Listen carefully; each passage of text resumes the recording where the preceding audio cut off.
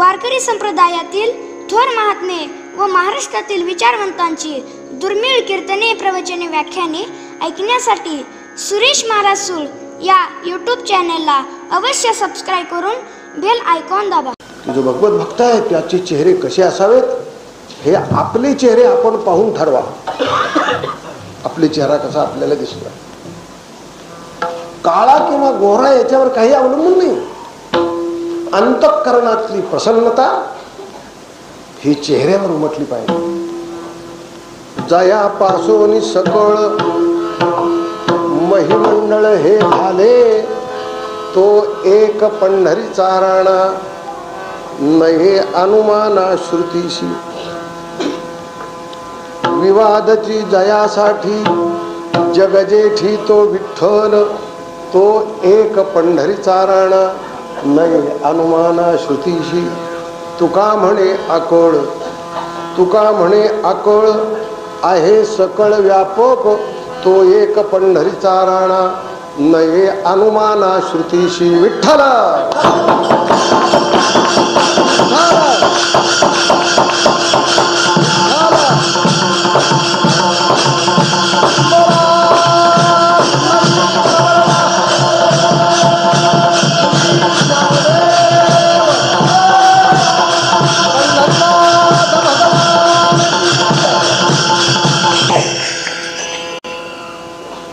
जयापासोनी सकळ, जयापासोनी सकळ महिमंडळ हे झाले, तो एक पंढरीचा राणा नये अनुमाना श्रुतीशी. महावैष्णव संत श्रेष्ठ जगद्गुरु तुकाराम महाराजांचा हा अभंग आहे. आणि या अभंगाद्वारा तुकाराम महाराज आपली जी परंपरेनं पिढ्यानपिढ्या चालत आलेली आराध्य देवता महाराष्ट्र जिला आपली कुलदेवता मानतो असा भगवान पांडुरंग श्री विठ्ठल, तो इतर देवासारखा सामान्य नव्हे. त्या देवाची माहिती आणि मोठेपणा सांगतात या अभंगाद्वारा.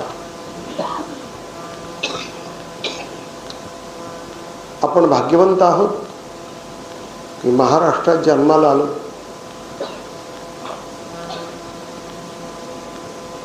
पांडुरंगाचे सेवक आहोत आपण, विठ्ठलाचे भक्त आहोत. आपल्या गळ्यात तुळशीची माळा आहे, कदाचित नसेलही कोणाच्या.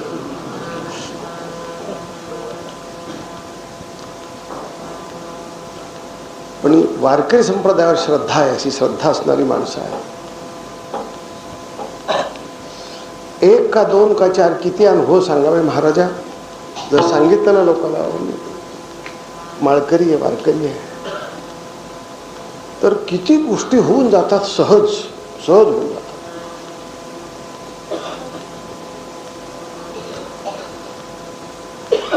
भगवत भक्त हे कळालं ना, समोरच्या माणसाला वाटते की हा सज्जन माणूस आहे, त्याचं काम केलं पाहिजे. भगवत भक्त कळालं तर. पण खरंच हा भगवत भक्त आहे का लुच्चा आहे हे चेहऱ्यावर कळतं. चेहऱ्यावर कळतं.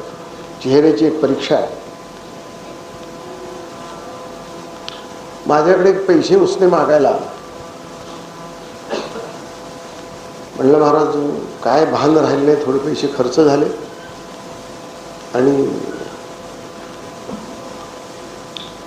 काही पैसे होते, मला कल्पना नाही त्या जागेचं एवढं भाडं असेल म्हणून यात्रेत मी ते भाडं देऊन टाकलं. मला जायला पैसे नाही, तेव्हा मला जास्ती काही नको आहेत, 200 रुपये द्या.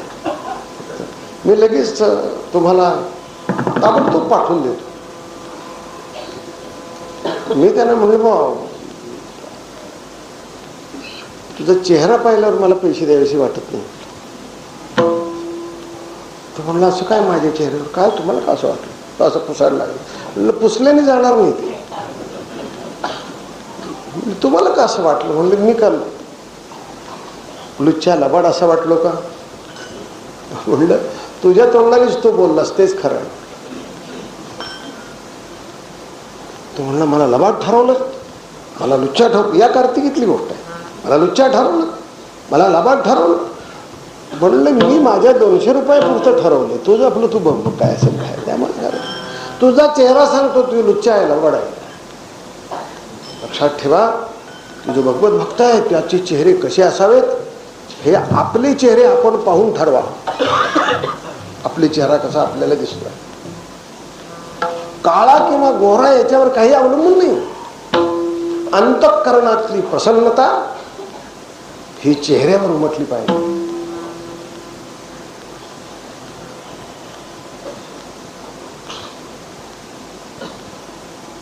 माउथ किंवा fishing is the mirror of mind. आपला चेहरा म्हणजे आपल्या अंतःकरणाचा, आपल्या जीवनाचा आरसा आहे. लक्षात ठेवा. उगाच तुकाराम महाराज म्हणत नाही फोडिली गोवारी तैसी दिसे तोंडावरी, तैसी दिसे तोंडावरी, तैसी दिसे तोंडावरी.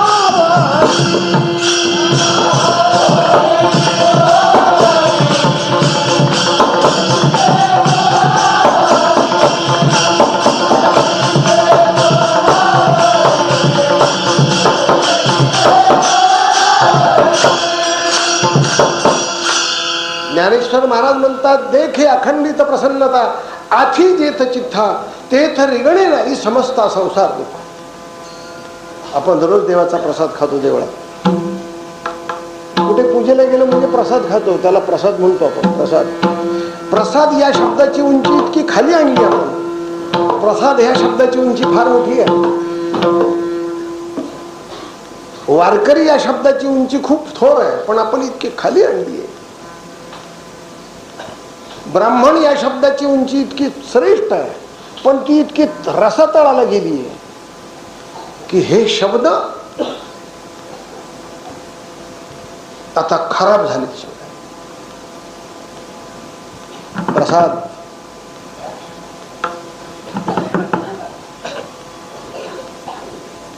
सांगतच असतो नेहमी. आता कीर्तन झाल्यानंतर पाहुणे लोकांनी प्रसाद घेऊन जा बरं. आपण मोठे शब्द व्यवहारात आणलेत. मोठे शब्द इतके सामान्य रीतीने वागणे वापरण्याचे नव्हेत. भगवान सांगतात अर्जुना प्रसाद ज्याला झाला भगवंताचा काय परिणाम होतो हे सांगताना श्रीकृष्ण भगवान सांगतात अर्जुना प्रसादे सर्व दुःखानां हानिरस्योपजायते प्रसन्न चेतसो ह्याशु बुद्धी पर्यवतिष्ठते. प्रसादे सर्व दुःखानां हानिही. देवाचा प्रसाद झाला ना जीवनातलं दुःख संपुष्टात येईल असं नाही मला म्हणायचं. जीवनात जी जी दुःख असतील ती दुःख आपल्या अंतःकरणावर परिणाम करू शकणार नाही. परिणाम करू शकतात. आपल्याला लहान सहान गोष्टी अंतःकरणावर परिणाम करू शकतात. ते परिणाम घेऊन आपण वापरतो, जगामध्ये वावरतो. ते परिणाम चेहऱ्यावर उमटतात आणि आपले चेहरे बिघडून गेले दशक्रियेवर आल्यासारख्या लोकांचे.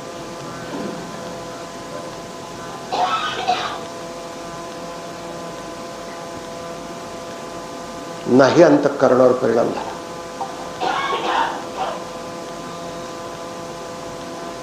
म्हणून जीवन एक गणित आहे आणि ते गणित आकडेमोडीच्या हिशोबात नाही.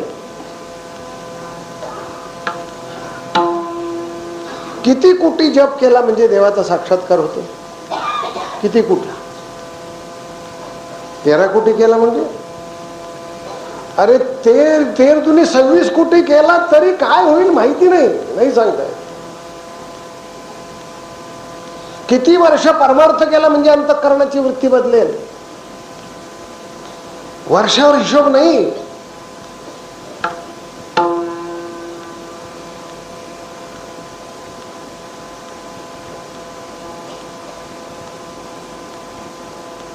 एक तासा उरला खटवांग रायाची, एक तासा उरला खटवांग रायाची.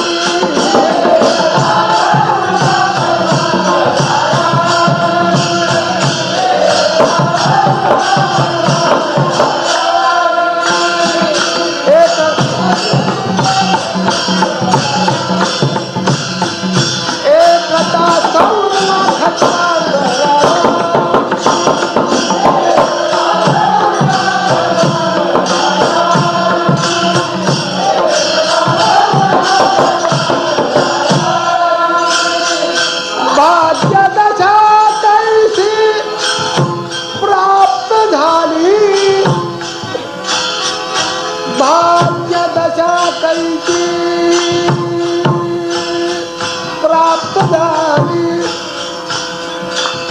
भाग्य दशा कैसी कैसी प्राप्त झाली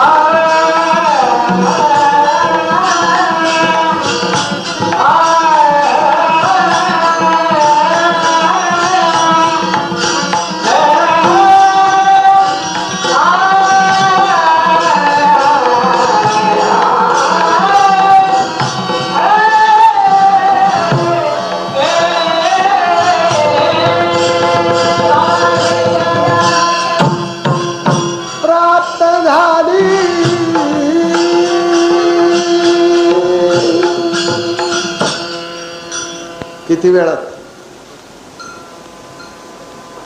जीवनभर करून अंतःकरणाची वृत्ती बदलत नाही.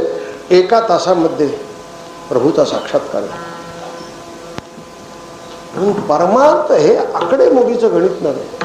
13 कोटी राम राम लिहिले की देवाचा साक्षात्कार नाही. आपली अंतःकरण बदलण्याची क्षमता किती याच्यावर अवलंबून आहे. किती वाऱ्या केल्या म्हणजे देव भेटतो.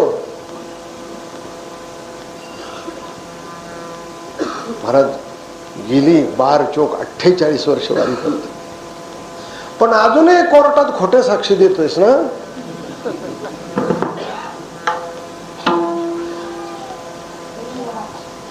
आणि नामदेव म्हणतात तरी तू पंढरीशी जा.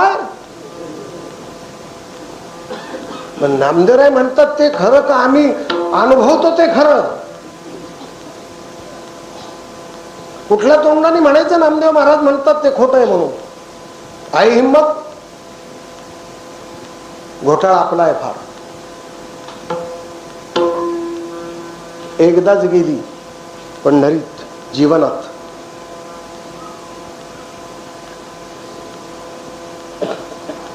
नामदेव महाराजांचं कीर्तन ऐकलं, ज्ञानेश्वर महाराजांची चाल ऐकली. काय महाराज ही सगळी गवई मंडळी असं वाटतं की पंचप्राण ओवाळून तुमच्यावरून आरत्या कराव्यात महाराजा. काय गोड म्हणताय सगळे. परवाच कॅसेटचं प्रकाशन झालं शांताराम महाराजांच्या कॅसेटचं. ते रंगमंदिरात केलं. बालगंधर्व रंगमंदिर तिथे केलं. मी म्हणत होतो कीर्तनात करा कुठेतरी, पण काय कार्यकर्त्यांनी ठरवलं असं तसं चालतं. तिथे प्रकाशित केलं.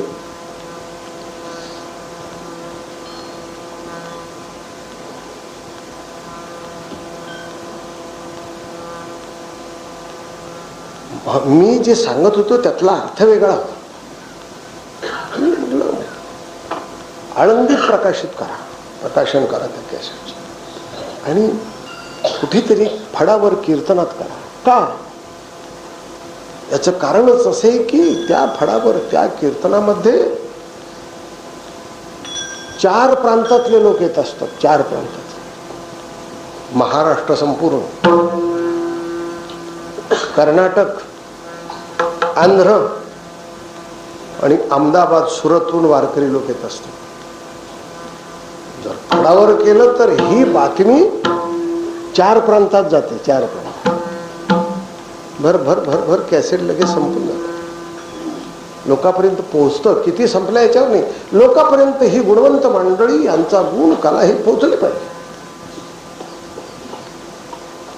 त्यांच्या कॅसेट नंतर माझ्या 4 कॅसेट काढल्या आमच्या एकाने. हे कॅसेटवाले बसलेच आहेत बघा. माझ्या 4 कॅसेट काढल्या. त्यात एक देवआज्ञा अशी कॅसेट आहे, देवआज्ञा.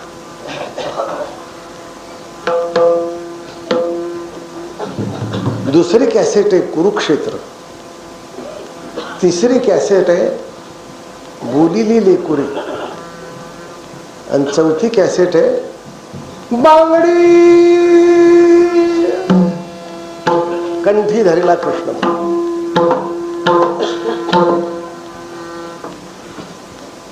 एकादशीच्या दिवशी कीर्तनात प्रकाशन केले मी. जवळजवळ 7,000 कॅसेट त्या दिवशी गेल्या. एकादशी द्वादशीला 7,000. का? लोकात लगेच तिकडे तिकडे कळतं, बातमी होते चहूकडे. ही कलावंत माणसं आहेत, गुणवंत माणसं आहेत, यांच्याबद्दल खूप आत्मीयता वाटते की ही लोकांपर्यंत पोहोचले पाहिजे, कदर केली पाहिजे समाजाने त्यांची. पांडुरंगांनी जीवन मृदंगा करता घालवलंय, महाराजांनी जीवन घालवलंय भजनामध्ये. हे आमचे गायकवाड तुमच्या गावाला लावले, जीवन भजनामध्ये घालवलं. हा इकडे उभा आहे वळे, कुणी कदर करावी यांची. ही सगळी पहा, ही मंडळी उभी आहेत, ही गुणवंत हे पहा इथे आहेत की हे गुण, ह्या कला माणसापर्यंत समाजापर्यंत पोचल्याच पाहिजे. पण त्याचा परिणाम भगवंताच्या अंतःकरणावर झाला पाहिजे, कुठेतरी त्याचा प्रसाद झाला पाहिजे. मी आपल्याला सांगत होतो, ज्ञानेश्वर महाराजासारख्यांची चाल ऐकली नामदेवरायच्या कीर्तनामध्ये, आणि त्या बाईला वाटलं की अरे लोक आपल्याला आवाज चांगला आहे, काय सुंदर गळा आहे म्हणतात, पण माझ्यापेक्षा शतपटीने आवाज यांचा आहे. हे कौतुक केलं त्या बाईनं. कोणच्या? जिनं जीवन घातलं, घालवलं, आपलं आयुष्य घालवलं, तारुण्य घालवलं, श्रीमंत पैसेवाल्या लोकांच्या पुढे गाण्यामध्ये, बैठकी घेण्यामध्ये काल घालवला, जीवन घालवलं. समाज खुश होतो काय? तिला वाटलं अरे माझी स्तुती श्रीमंत लोक करतात, माझ्यावरती पैसे उधळतात, पण काय अभंग, काय आवाज आहे आमचा. ती स्वतःच्या गायन कलेचा अहंकार विसरली, नामदेवरायाच्या पाया पडली, ज्ञानेश्वर महाराजांचं दर्शन घेतलं आणि चोखोबा राहायला म्हटली की तुमच्यामुळे मला हे दिसलं. पंढरपूर साधू संतांचे संगतीने गेले, भक्तीने देखिले भीमाती रवो, परात्पर सोयरा पुंडलिक बरा, तेने दिला थारा, तेने माझ्या बुडत हात दिदला, तुझ म्या फुलवारा बांधिला, फुलवारा बांधिला, फुलवारा बांधिला. जय जगदंबे पूर्ण कदंबे जगत बोधे, देह तुझा तिला तुझ्या फुलवारा बांधिला, फुलवारा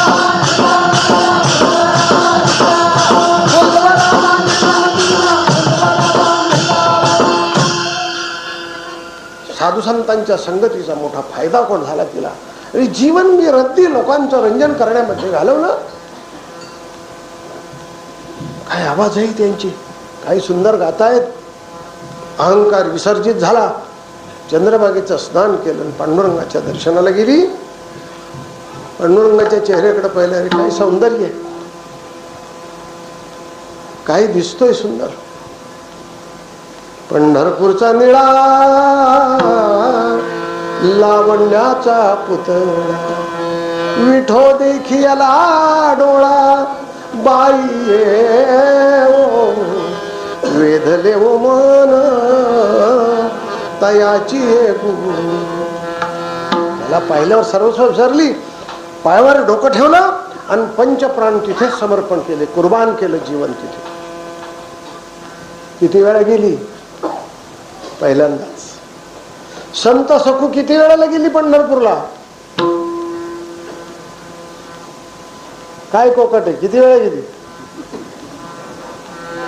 आयुष्य गेलं सगळं, फरक नाही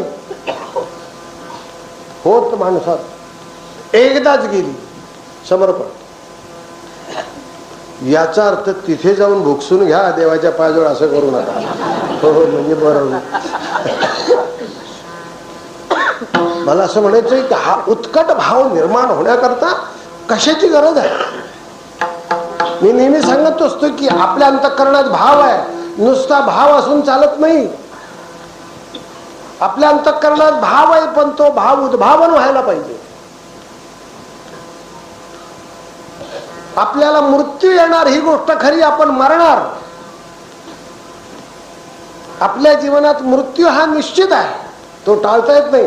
पण तो मृत्यू अशा कामाला आला पाहिजे की तो मृत्यू आपलं जीवन महामृत्यूकडे घेऊन गेला पाहिजे, असं झालं पाहिजे. तुका म्हणे एका मरण्याची सारे, तुका म्हणे एका मरण्याची सारे,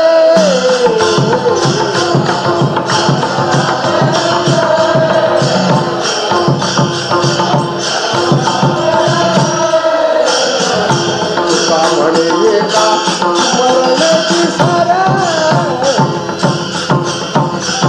मरण्याची सारे.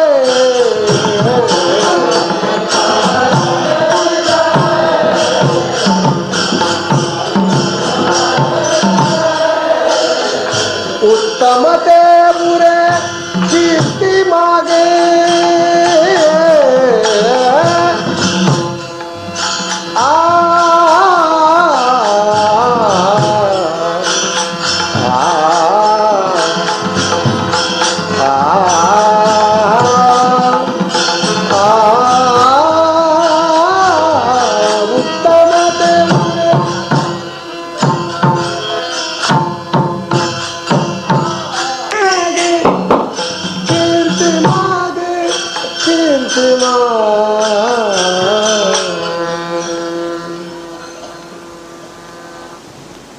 एकच जीवन पुरे. इथपर्यंत पोहोचणार केव्हा? आपली शक्यता आपल्याला वाटतेय का? आपले अंदाज आपल्याला येत आहेत का? तीर्थ प्रसाद खात खातच आयुष्य जाणार. जत्रा में फतरा बिठाया, काय कबीर महाराज म्हणतात, म्हणून सांगतो की दक्षिण भागामध्ये, दक्षिण भारतामध्ये वाङ्मय पाहावं तुकाराम महाराजांचं, आणि उत्तर भारतामध्ये वाङ्मय पाहावं संत कबीर महाराजांचं. स्पष्ट. जत्रा में फतरा बिठाया, आता सुरू होतील जत्रा, लग्न संपली म्हणजे त्याला म्हणतात उरूस. महाराज आमच्या गावाचा उरूस आहे, या बरं का.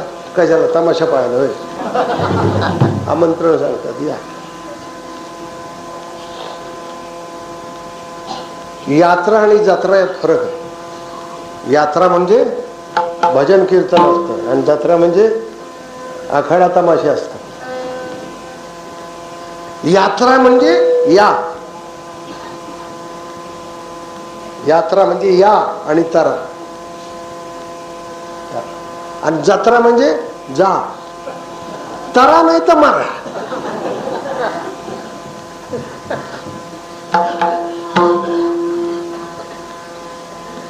कबीर महाराज म्हणतात, जत्रा में फतरा बिठाया, तीर्थ बनाया पाणी. देवळाच्या दारात बसतो तो तीर्थ देतो. ते तीर्थ म्हणजे काय? सगळं देवाच्या चरणाचं असतं. जवळच ओढ्याचं विहिरीचं कुठलं घेऊन येत असेल, नदीचं नळाचं घेऊन येतो, घागर आणतो, संपलं की त्या घागरीतला पोळा घेतो, घ्या पण घ्या पण घ्या पण. आपण पांडुरंगा माऊली हो.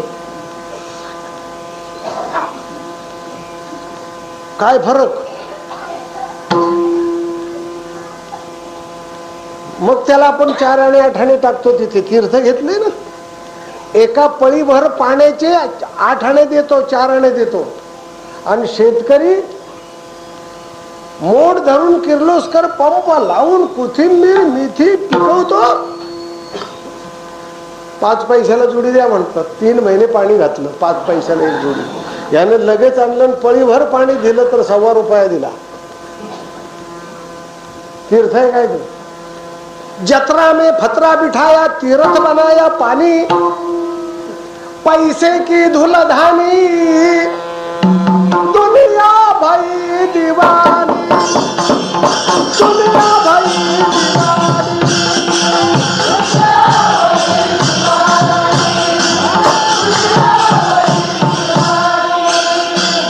दुनिया भाई दीवानी, दीवानी, दुनिया भाई दीवानी.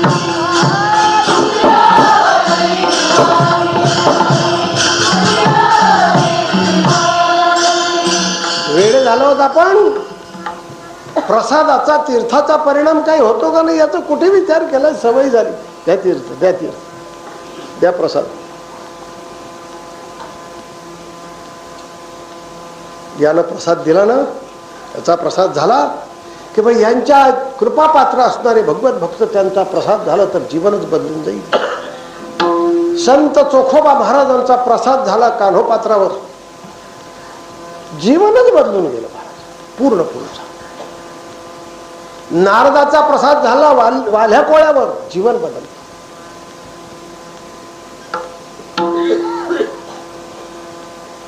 गौतम बुद्धांचा प्रसाद झाला अंगुलीमालावर, शस्त्रच हातातून गळून पडले.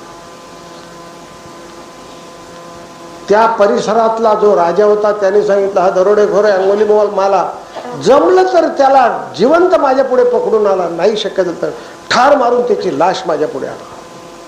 राज्यात धिंगाणा घातलाय अंगुलीमाला. आणि तो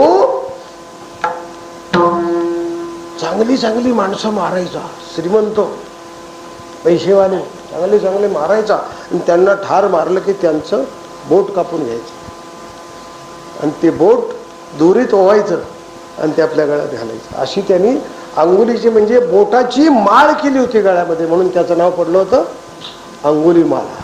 सामान्याला तुमच्या आमच्या सारख्याला नाही मारायचं, जे कोट्याधीश अब्जाधीश आहेत ते. गौतम बुद्ध चालले होते गावातून सकाळच्या प्रहरी. गावचे लोक म्हणले महाराज या रस्त्याने जाऊ नका, धोकेदायक रस्ता. म्हणले का? अहो फार धोक्याचा रस्ता आहे, आम्ही पुढे या रस्त्याने जातो, जंगलातून जातो हा रस्ता. का? का जाऊ नका, जंगलातून जात असेल. नाही, इथे अंगुलीमाला नावाचा फार दुष्ट अतिशय वाईट दरोडेखोर आहे, तो माणूस पाहिलं की ठार मारतो आणि चांगली चांगली माणसं ठार मारेल त्याच्या बोटाची माळ केली, बोट कापून घेतो आणि त्याची माळ करतो. गौतम बुद्ध हसले.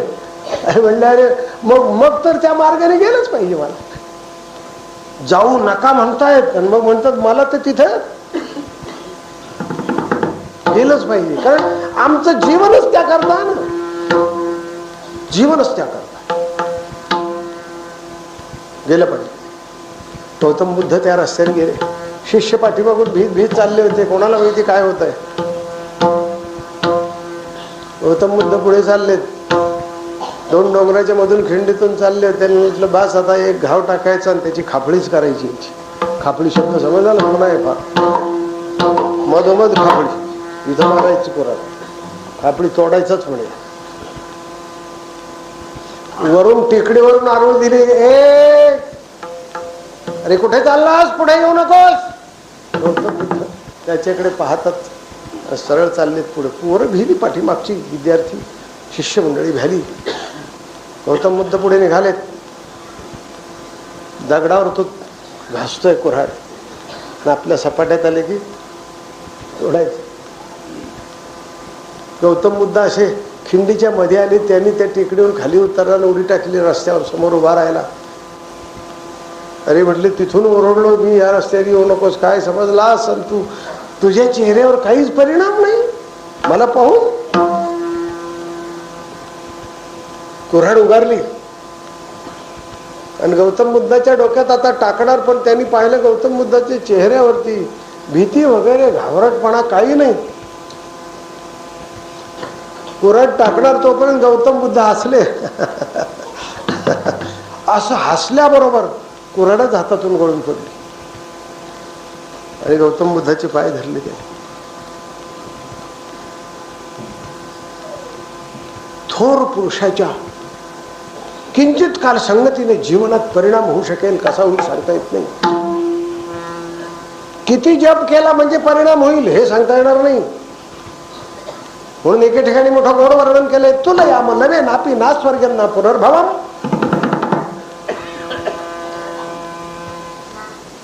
तुला या नवे नापी ना स्वर्गम ना पुनर्भवम. भगवत भक्ती संघर्ष मर्त्या नाम किमुताशिषा. तुला याम नवे नापी. एक क्षणाची तुलना केली साधूच्या संगतीची. एक क्षणभर साधूची संगती मिळाली. ना स्वर्गम ना पुनर्भवम. त्या क्षणाच्या संगतीचा पुण्याचा परिणाम जो आहे त्या परिणामाची तुलना केली स्वर्गाशी आणि मोक्षाशी. ना स्वर्गम ना पुनर्भवम. अपुनर्भवम म्हणजे मोक्ष. नाही तुलना होणार. तो क्षण जास्ती. म्हणून साधूच्या संगतीपेक्षा वा भगवंताच्या भक्तीपेक्षा या वेगळ्या रीतीने परमार्थ म्हणून बरं झालं. परमार्थाच्या नावाखाली जे दुसरं होत असतं ते केलं नाही. आम्ही भाग्यवंत आहोत. धन्य आम्ही जन्मा आलो.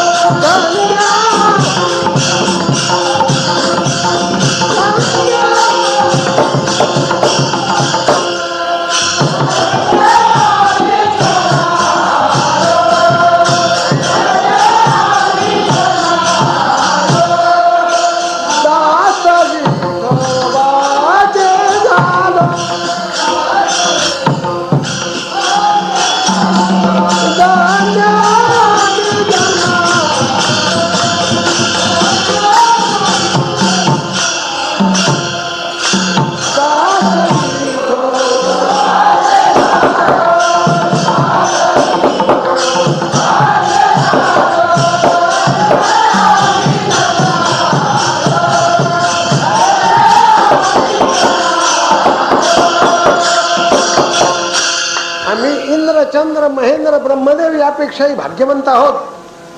का? जहागिरी मिळाली म्हणून. व्यापार उदीम करून पैसा भरपूर मिळाला म्हणून नाही. महाराज म्हणतात आम्ही जन्माला आलो ते धन्य झालो. कशामुळे? दास विठोबाचे पांडुरंगाचे दास झाले. काय पांडुरंगाचं दास होण्यामध्ये धन्यता काय मानायची? काय त्याच्यात विशेष आहे? त्या संसाराचं तर वाटोळं झालं. काही जर कमाई मिळाली असती याच्यामध्ये बरीचशी बांधकामं झाली असती तर मग बरोबर आहे. तुकाराम महाराज म्हणतात त्याचा अर्थ तुम्ही काही करा पण आम्ही भाग्यवंत आहोत त्याचे दास झाले. तो कोण आहे त्याची ओळख करून देताना महाराज मोठं मजेशीर ओळख करून देतात की तो कोण आहे.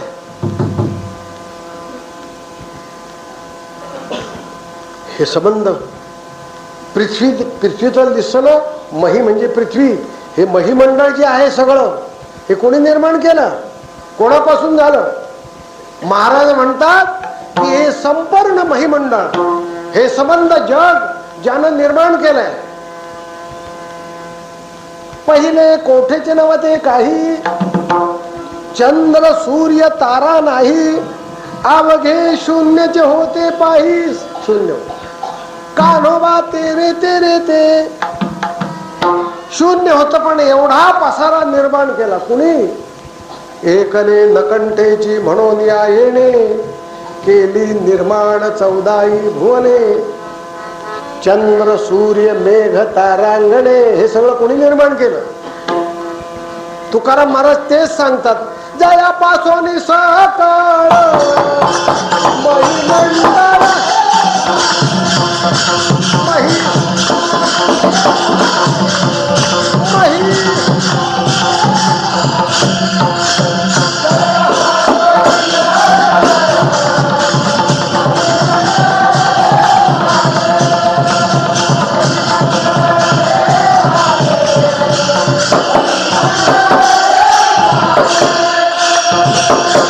ज्याच्यापासून हे सगळं झालंय.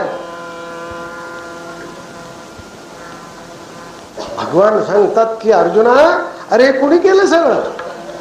मी केलंय. पण सगळं केलंय पण माझ्यापासून झालंय असं मानायचं.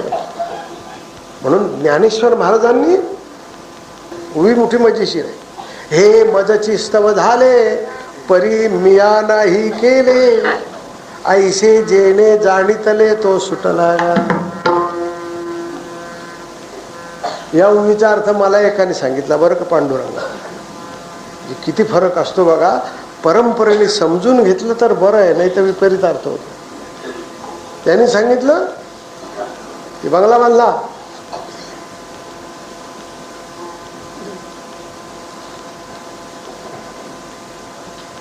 दुकान घेतलं, 4 मुलांची लग्न झाली. कोणामुळे? हे मदची स्तव झाले. पण एक लक्षात ठेवलं पाहिजे, परी मिया नाही केले, आपण काही केलं नाही असं माना. ऐसे जेणे जाणितले ते तो सुटला गा. मी म्हणणार म्हटले, प्रवचन झाल्यावर त्याला म्हटलं महाराज फार चुकीचा अर्थ सांगितला, मागचा पुढचा भाव बघा ना म्हटलं तुम्ही. ज्ञानेश्वरी पहा, चाळा जरा बघा. तो म्हटलं का चुकलं काय? बाजू पार चुकलं म्हणलं, साधं चुकलंय काय? ज्ञानेश्वरी आणायला लावली. ज्ञानेश्वरी पाहिजे, पहा म्हणले. कोण म्हणते? भगवान श्रीकृष्ण म्हणतायत अर्जुनाला, अर्जुना हे मजाची स्तव झाले, हे माझ्यापासून झालंय, पण मी यातलं काहीच केलं नाही असं जो जाणतो. ऐसे जेणे जाणितले तो सुटला गा. हे देवापासून झाले पण देवाने केलं नाही असं ज्यांनी जाणलं तो करता नाहीच आहे. मग हे कोणी केलं? दैवी हेषा गुणमयी मम माया दुरत्या माम एव ये प्रपद्यन्ते माया मेतांतरंती. ते दैवी हेषा, मी नाही केलं, माझी जी आहे तिनं केलंय. तेथे एक ढालगज निर्माण झाली, तिने एवढी ख्याती केली, चंद्र सूर्याशी म्हणे बाहू.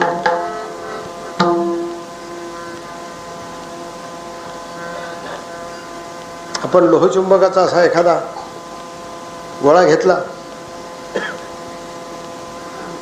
पुढे लोखंड असेल, आपण इकडे इकडे गोळा असा हलवलो ते हलतं असं.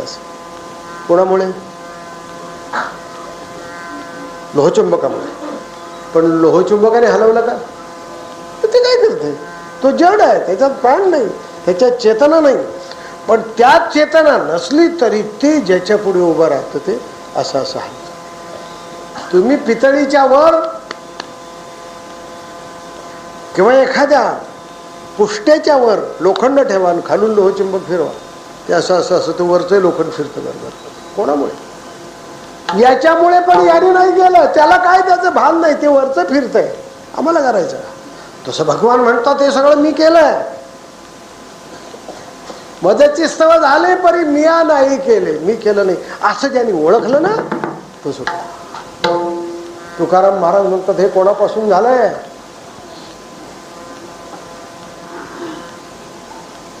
जयापासून सगळं महिमंडळ हे झाले, ज्याच्यापासून हे सगळं झालंय, ज्याच्याशिवाय काही होऊ शकत नाही. आपण मायेनं केलंय म्हणताना मायेने केलंय, पण याच्याशिवाय नाही, याच्याशिवाय. एकच मुलगा असा आहे जगामध्ये, जगात एकच पोरगा असा आहे की त्याला आई नाही.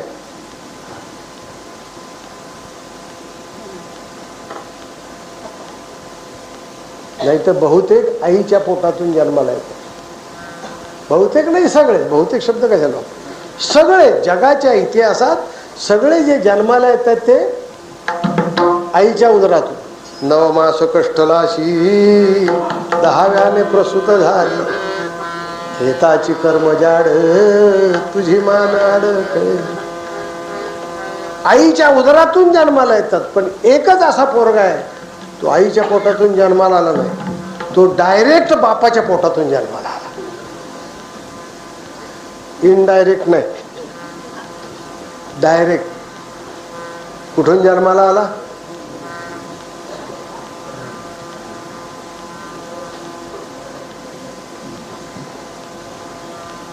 म्हणून आपण शिवी देतो ती फार चुकीची देतो, देऊच नाही, पण देतो पण चुकीची देतो. हे पहा, जास्ती बोलायचं नाही.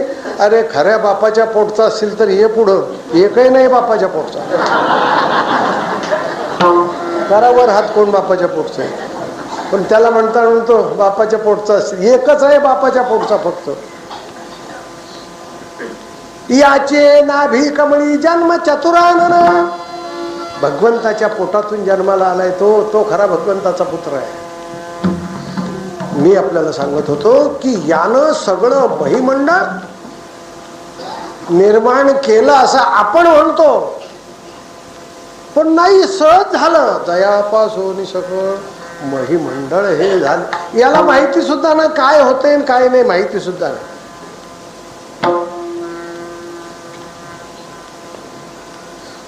तुकाराम महाराज म्हणतात आम्ही त्याचे भक्त आहे.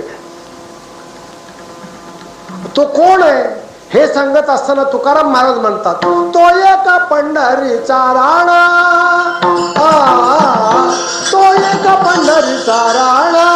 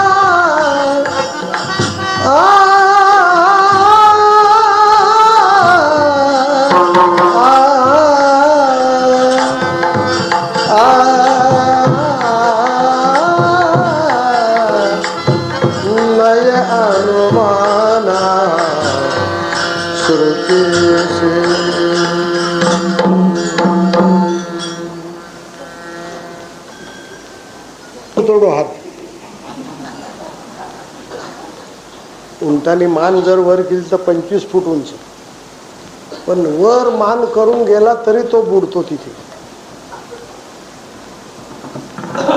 तिथे शेळी म्हणायला लागली, माझी आळापणी भिजती का पाहुणे. ते समजली ना आळापणी.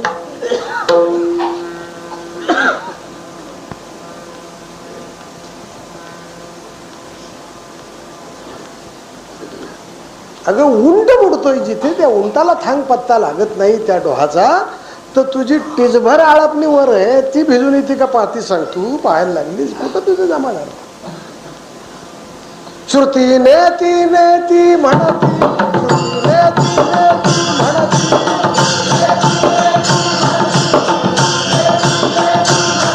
श्रुती नेती नेती म्हणती, नेती नेती म्हणती.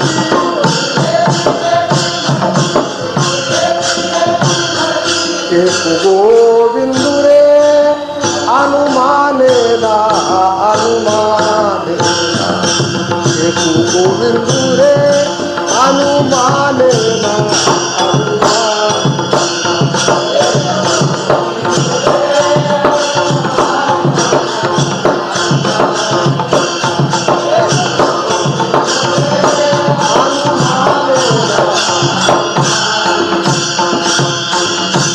श्रुतीला कळत नाही, अनुमानाला प्राप्त होत नाही. एकनाथ महाराजांनी तर मोठी गंमत केली आहे महाराज. कोणाला कळणार आहे हा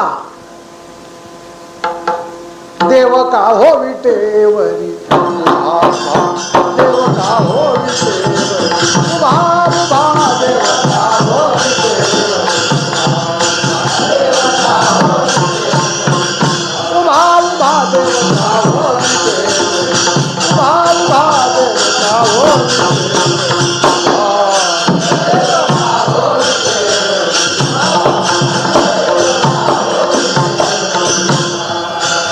पुसनका बाई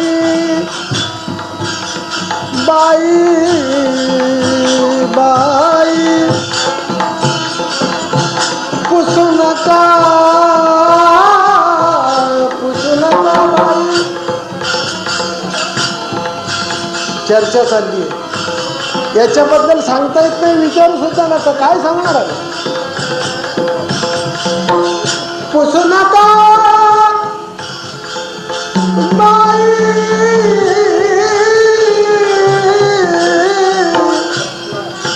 ओ बाई,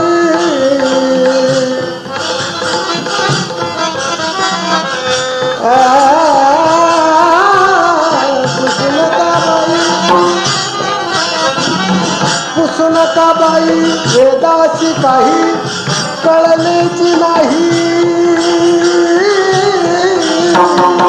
कळलेची नाही. शेषशिळाला शेषशिळाला झाल्या त्रिसत्र, जिव्हा जिव्हा देव देवता होय. वेदाला कळालं नाही तर आपण काय सांगावं. यत् चक्षुषा न पश्यति येन चक्षुंषि पश्यति.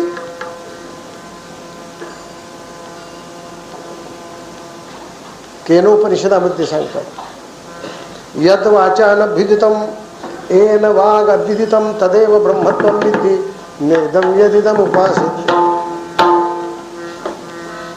म्हणून जर कोणी विचारलं आपल्याला, तुम्ही इतक्या वर्ष वारीला जाता, देवदेव करता, परमार्थ करता, देव पाहिला का? नाही. देव या डोळ्याने दिसतच नाही. देवत्व हे आपल्या श्रद्धेनं तिथे प्रगट होतं. आणि ज्या वेळेला श्रद्धा ही काही परी ओलांडून, काही परिसीमा ओलांडून, काही रेषा ओलांडून पलीकडे गेली तर देव तो बाहेरचा आत दिसू लागतो. नुसता बाहेरचा आतच नव्हे, जिकडे पाहिजे तिकडे देव दिसू लागतो.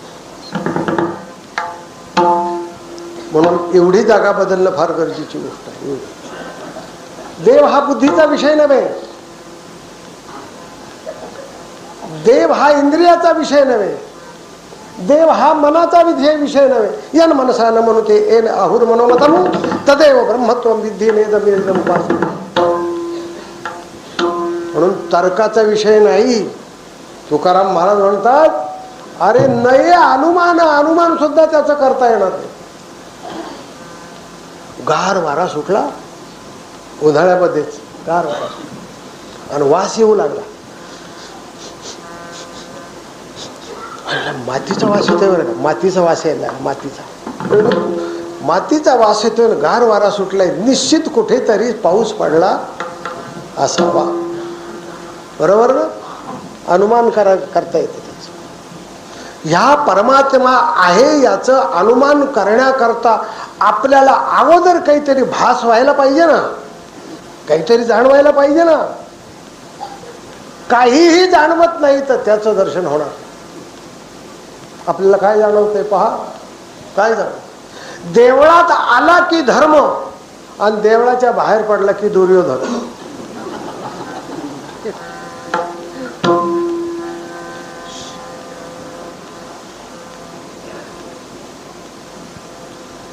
तुकाराम महाराज म्हणतात ज्याची आम्ही सेवा करतो नव्हे, वेद ज्याला गातात.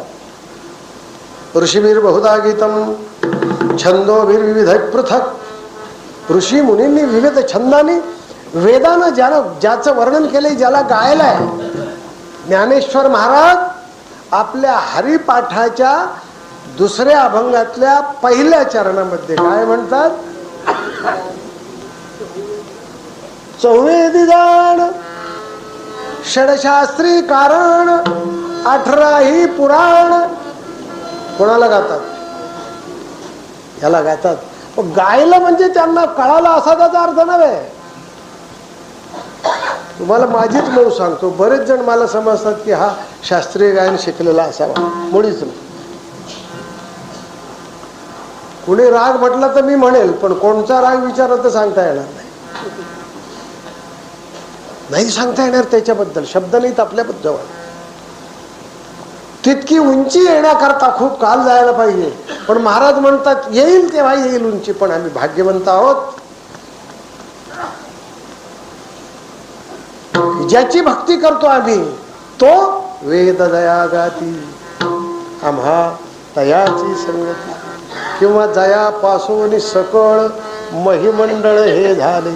पृथ्वी ज्याच्यापासून निर्माण झाली सगळी, तो एक पंढरीचा राणा. किती अनुमान कराल त्याच्याबद्दल. पुसू नका बाई वेदाशी काही कळलेची नाही. शेषशिणला झाल्या द्विसहस्र जिभा जिभा. देव का हो विटेवरी उभा.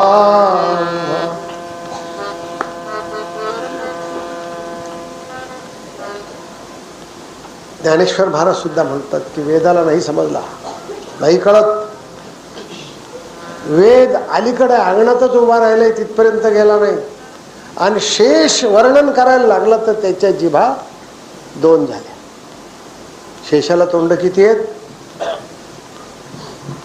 सर्पाच्या 5 विशेष जाती मानल्या जातात आपल्या पौराणिक इतिहासामध्ये. तशा सर्पाच्या 3500 जाती आहेत. पण विशेष म्हणजे 5 तक्षक, वासुकी, शेष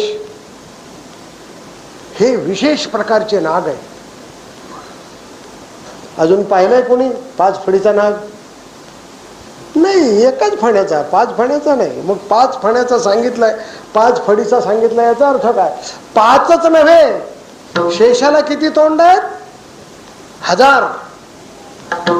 आणि त्या 1000 तोंडामध्ये एका तोंडात डबल जीभ आहे, म्हणजे किती झाले? शेषशिणला झाल्या द्विसहस्र जिभा जिभा. 2000 जिभा झाला. देव का हो विटेवरी उभा उभा. विठोबार कुमार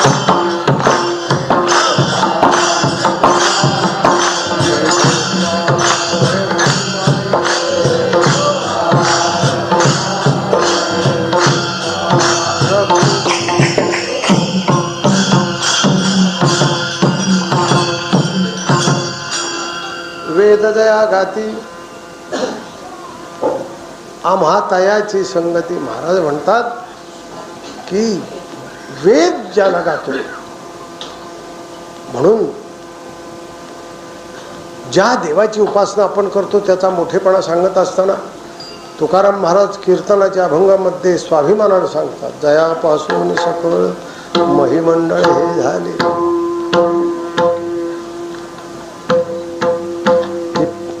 पृथ्वी निर्माण करायची केवढं आश्चर्य असेल. तुम्हाला हार पाहिलं तर आश्चर्य वाटतंय, कारण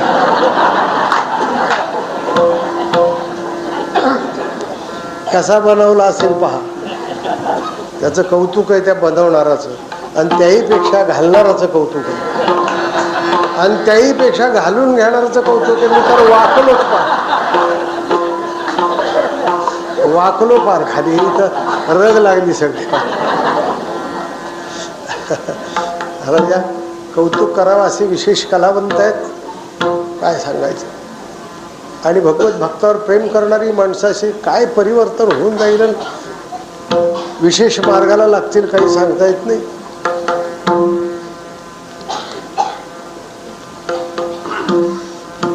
तेव्हा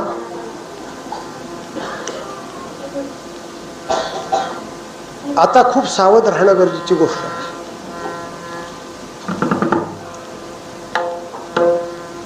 आता ढिला परमार्थ उपयोगीचा नाही. आपल्या संप्रदायाबद्दल कोणी काही बोलता कामा नये अशा रीतीने आपलं जीवन ठेवावं लागेल.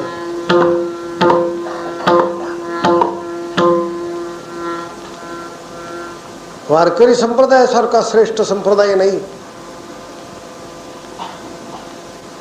पण काय सांगावं, मलाच येऊन सांगतात लोक, महाराज गेली वर्षभर वारीला आलो नाही.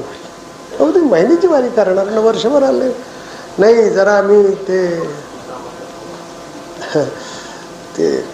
तिकडं जात असतो. ते कोणीकडं कोणाला माहिती, मला नाही. जे जे जिकडं जात असते तिकडे आम्ही तिकडं जातो. आणि तिकडे जायला लागल्यापासून जरा बरं वाटायला लागलं. मी म्हणलं बरं वाटणं वेगळं आणि बरं असणं वेगळं. लक्षात ठेवा, बरं वाटलं म्हणजे करावं नाही, बरं असलं तर करावं. काही गोष्टी बऱ्या वाटतात पण बऱ्या असत नाहीत. काही गोष्टी बऱ्या असतात पण बऱ्या वाटत नाही.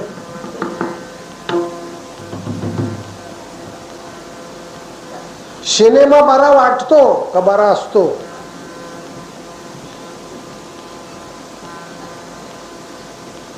कीर्तन बरं असतं का बरं वाटतं? बरं असतं पण बरं वाटत नाही. केव्हा उरकतोय, 9 वाजायला आली.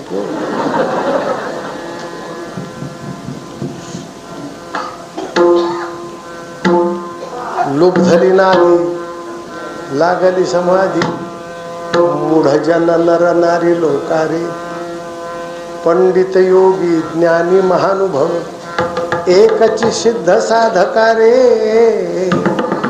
ह्या कीर्तनाचं महात्म्य सांगत असताना तुकाराम महाराज म्हणतात, समाधीचे सुख सांडाव वाळूनी, ऐसा या कीर्तनी ब्रह्मरस. पण तितकी उंची श्रोत्यांची वाढली पाहिजे आणि कीर्तन करणाऱ्याची वाढली पाहिजे. बुधवार पेठेतलंच प्रकरण आहे. दिल्लीवरून हुकूम सुटला, शिवा भोसला, महाराष्ट्र में जिधर मिलेगा उधर पकड़ कर उसे जिंदा मेरे पास लाओ, मेरे सामने खड़ा कर दो. जिंदा नहीं मिला तो उनकी लाश मेरे सामने लाओ. जा, जेवढं सैन्य पाहिजे तेवढं घेऊन जा. शिवाजी भोसला जिथे असेल तिथे पकडून आणा, जिवंत पकडून आणा. जिवंत नाही सापडलं तर त्याला, त्याची लाश, त्याचं प्रेत, त्याचं मड माझ्या पुढे आणा. औरंगजेबाने सोडलं. फरमान तिथून पाठवला. भले भले पाठवले. लाल महालात एकाची बोटच तुडली. प्रतापगडावर एकाचं ऑपरेशनच केलं, फाडलीच पोट महाराज. मी हे कशा करता सांगतोय आपल्याला?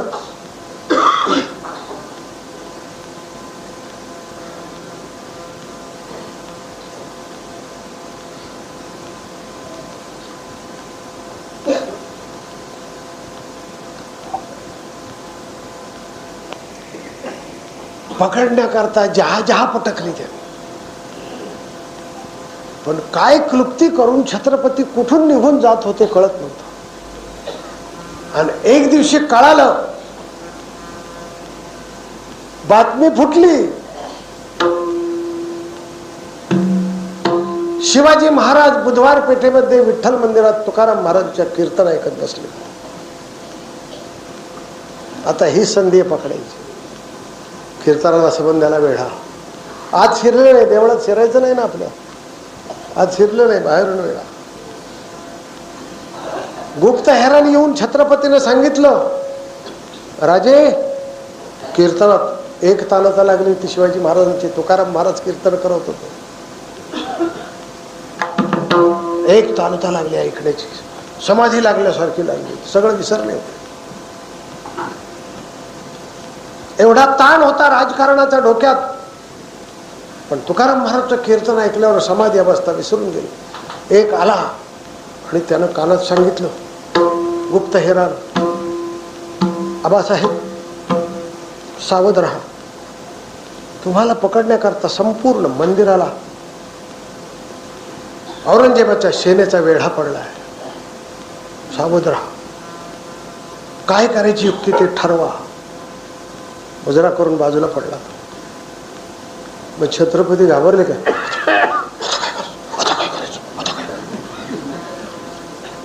जे जे घडेला ते ते घडो, जे जे देहरा हो अथवा पडो. छत्रपतीची एक तालुका. पण महाराजात तुकाराम महाराज इतके तर्कज्ञ होते की त्यांनी जाणलं काय निरोप आणलाय तो, आणि आपल्या पुढचा कीर्तनातला श्रोता पकडला गेला तर महाराष्ट्र उदास होईल, महाराष्ट्राला दुःख होईल. पुन्हा कीर्तनाला कोणी बसणार नाही. यांच्या कीर्तनात असं घडतं. तुकाराम महाराजांनी धावा केला आणि महाराजांनी अभंग घेतला होता कोणचा? पडता जड भारी,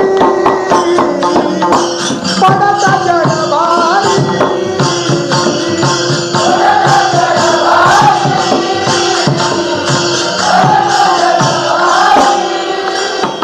दासी आठवावा हारी, दासी आठवावा हारी. पडता जड भारी, दासी आठवावा हरी, मग तो होऊन दिशीण आड घाली सुदर्शन. नामाच्या चिंतने 12 वाटा पळती विघ्ने. सगळ्याला सांगितलं करा भजन. विठ्ठल विठ्ठल विठ्ठल विठ्ठल विठ्ठल विठ्ठल विठ्ठल भजनामध्ये रंगून गेले सगळे. छत्रपती तुकाराम महाराजांचं चेहऱ्याकडे पाहता तर विठ्ठल विठ्ठल विठ्ठल विठ्ठल स्मरण चाललंय. गजर उठलाय. पांडुरंगाच्या मूर्तीतून शेकडो शिवाजी बाहेर पडले दरवाज्यातून. जे सैनिक होते औरंगजेबाचे, अरे देखो ये शिवाजी भोसला भाग रहा है, पकड़ो पकड़ो पकड़ो. त्याच्या मागे पळत सुटले. अरे दुसरा आ गया, दूसरा शिवा भोसला आ गया, पकड़ो पकड़ो पकड़ो. त्याच्या मागे शेकडो शिवाजी महाराज मूर्तीतून बाहेर पडत होते, देवळातून बाहेर पळत होते. पकडो पकडो पकडो पकडो. खरे शिवाजी महाराज कुठे होते? हे सैनिक एकेका शिवाजीच्या मागे 2-2 लागलेत, 4-4 लागलेत. पुन्हा शिवाजी निघतोच आहे, देवळातून बाहेर पळतोच आहे. पुन्हा तिसरा शिवाजी निघतोय, बाहेर पळतोच आहे. त्याच्या मागे 4-4 सैनिक. सैनिक थकले. म्हणले का या देवळातून शिवाजीचा पेव फुटला का काही कोणाला माहिती.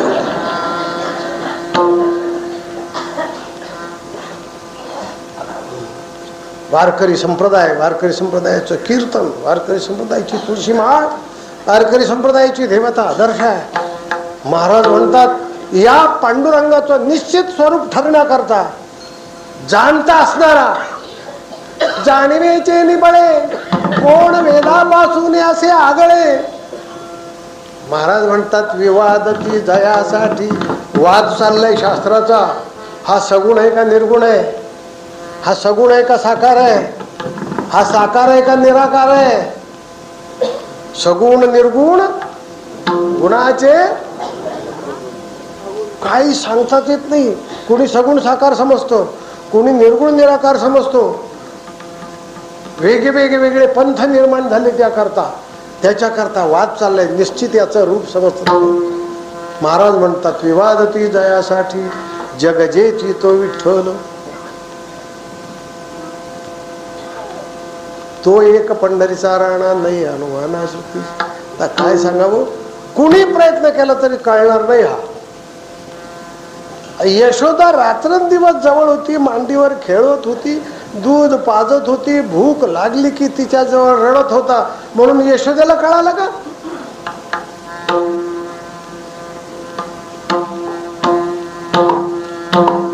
आला तो पहिला भटजी, गेला परत पळून. दुसरी आली मावशी, रक्त प्याला, दूध प्याला, प्राण शोषण केले. तेव्हा तिनं खरं रूप प्रगट केलं आणि धाडकन पडली आणि खरं रूप प्रगट झालं. नाही तर अशी दिसत होती, 5 फूट उंचीची, दिसायला सुंदर, डोक्यावर पदर घेतलेली पुतना मावशी. पण खरं रूप तिचं प्रगट झाले आणि प्राण शोषण केल्यावर जी धाडकन पडली, तर तिचं डोकं कोंडव्यात तर पाय मुंडव्यात. अरे बापरे, एवढी मोठी असेल का एवढी? असं नाही तर नसो, तिला जाळायला काय आपल्याला लाकडं द्यायची काय? तुका म्हणे अकल नाही कळतायत. आणि ज्याला कळला तो बोलू शकत नाही त्याच्याबद्दल. शब्द खुंटीत होतात. परेही परते बोलणे खुंटले, वैखरी कैसे निसांगे. बोले ना बोलू देईना, बोले ना बोलू देईना.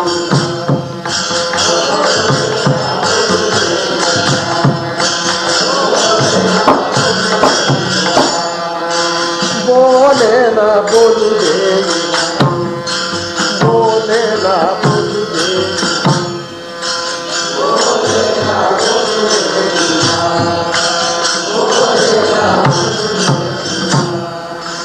पहाणे ते अवघे पारुषले गे माये.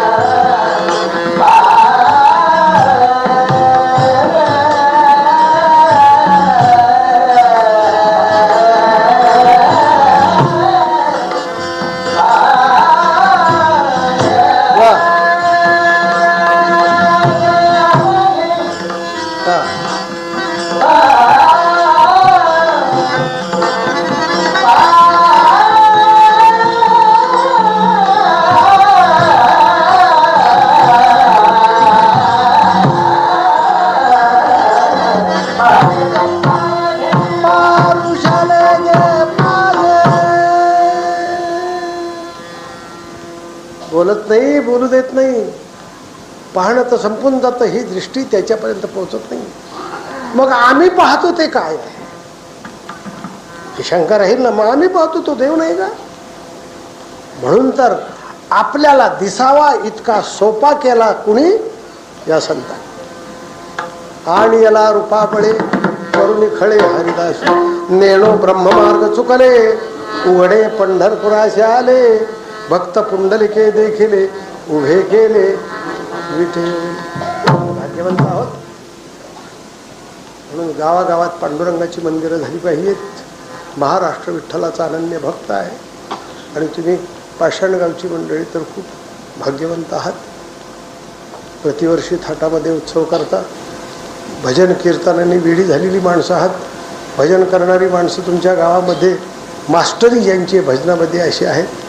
आमच्या महाराजांची कॅसेट निघाली आहे, ती घ्या जरूर, सगळ्यांनी ऐका. माझी नाही घेतली तरी चालेल, तरी घ्या. ऐका. देवाज्ञा कॅसेट आहे. देवाज्ञा. देवाज्ञा झालं म्हणतो. कळलं का तुम्हाला?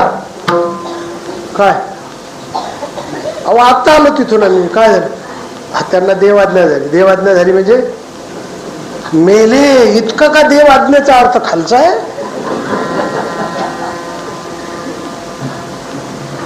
ती देवाज्ञा नाही, ती यमाज्ञा आहे. देवाज्ञा होण्याची लायकी लागती, उंची वाढवावी लागते. देवाज्ञा म्हणजे काय? ऐका त्या कॅसेट मध्ये. उगाच कोणालाही देवाज्ञा होती काय? आणि जर आपल्याला देवाज्ञा झाली तर आपण ऐकू का देवाचं? ते आता पुष्कळ प्रपंच केला. आता सोडा सगळं, आळंदीला येऊन राहा, नाही तर पंढरीला येऊन राहा. ऐकू का आपण? हे पा देवा, हे भलती भीड मला काही घालू नको. अजून बरंच काय व्हायचंय. आणि बरंच व्हायचं म्हणत म्हणतच मग काय कराल?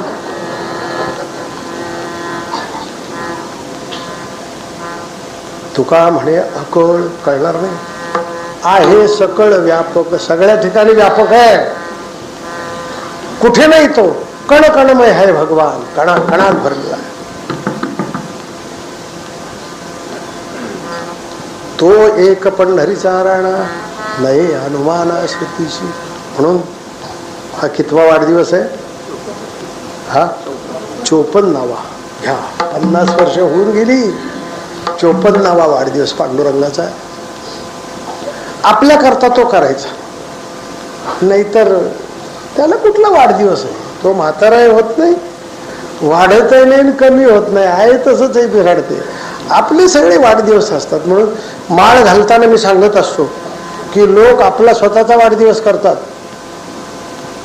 माणसं लग्नाचा वाढदिवस करतात, श्रीमंत माणसं कुत्र्याचा वाढदिवस करतात. हे मी पाहिले म्हणून सांगतो. म्हणलं का आज जेवायला फार आग्रह करता नाही, तुम्ही दुपारी जेवायलाच या, दुपारी जेवायलाच या. म्हणून जेवायला कशा करता? म्हणलं मी चाललोय आळंदीला जाणार आहे जेवायला. नाही नाही, आज कुठल्याही परिस्थितीत जेवायला, वाटल्यास इथून फोन करू घरी की जेवायला येणार नाही. म्हणलं काय जेवढं का आग्रह? मला म्हटलं काय सांगावं, आमच्या कुत्र्याचा आज वाढदिवस. अरे अरे अरे अरे म्हटलं, आपण जर कुत्र्याच्या वाढदिवसाचं काढलं तर आपली बुद्धी कशी होईल कोणाला माहिती आहे. मी सांगत असतो, हे वाढदिवस करण्यापेक्षा माळेची वाढदिवस करा. लक्षात ठेवा, तिथी तारीख केव्हा माळ घातली ती, त्या दिवशी एखादा माळकरी आपल्या घरी जेवायला घाला, त्याच्या पायावर डोकं ठेवा, पांडुरंगाला नैवेद्य दाखवा आणि माळेचा वाढदिवस करा. का हो, कशा करते जेवायला बोलवत आहे? उद्या उद्या माझ्या माळेचा वाढदिवस आहे. माळ घातली, इतकी वर्ष झाली, निर्व्यसनी झालो. निर्व्यसनी माणसं दुरापास्त झाली आहेत, दुर्मिळ झाली आहेत. जीवन निर्व्यसनी जगावं. मी सांगत असतो, निदान ज्यांचं नाव ज्ञानेश्वर आहे, ज्यांचं नाव तुकाराम आहे, ज्याचं नाव नामदेव आहे, ज्याचं नाव एकनाथ आहे, ज्याचं नाव राम आहे, ज्याचं नाव कृष्ण आहे, ज्याचं नाव नारायण आहे, ज्याचं नाव गणेश आहे, एवढी माणसं जरी निर्व्यसनी झाली तरी 1/4 महाराष्ट्र निर्व्यसनी. पण ज्ञानेश्वर माऊली चाललेत. अरे ज्ञानेश्वर माऊली आबरू घालवत आमच्या ज्ञानेश्वर. एकाने नाव दिलं डॉक्टरनी हॉस्पिटलला, आणि ते हॉस्पिटल कशाचं होतं? हाडाचं नाही, छातीचं नाही. त्यांनी नाव दिलं जय हनुमान मॅटर्निटी होम. अरे बाप रे, मॅटर्निटी होम. पण कुठे चाललोत, आपली डोकी कुठे चाललीत काही सांगता येत नाही महाराजा. या देव आज्ञा म्हणजे देवाने आज्ञा करावी, आपल्याला इतके भाग्यवंत आहोत का आपण? होती ती यमाज्ञा आहे, देवाज्ञा नाही. भाग्यवंत आहात. 54वा वाढदिवस आहे हा. पांडुरंगाचे वाढदिवस थाटात व्हावे. तुम्ही कीर्तन भजन थाटात करावं. आणि काकडामध्ये, काकड्याला सुद्धा मोठा एक असा बाई एक पूजा घालतात, जेवणं करतात, काकडा होतो. असंच उत्तरोत्तर आपल्या सगळ्यांच्या अंतःकरणामध्ये भक्तिभाव वाढो. ज्यांनी आपल्याला मार्गदर्शन केलंय असे जे थोर साधुसंत, आपल्या महाराष्ट्राचं वारकरी संप्रदायाचं भूषण असणारे ज्ञानेश्वर महाराज, तुकाराम महाराज यांचं भक्तिभावाने भजन करूया. ज्ञानेश्वर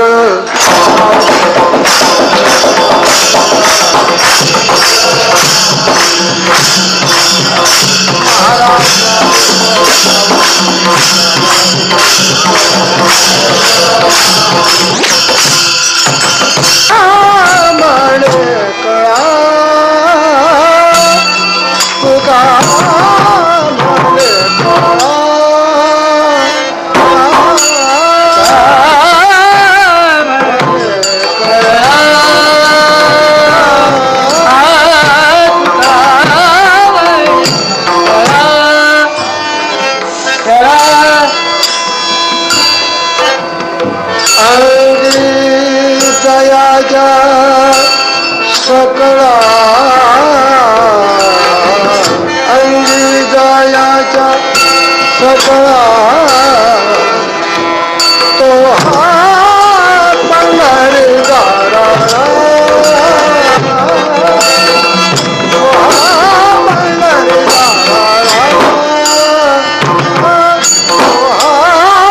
पंढरीदारा.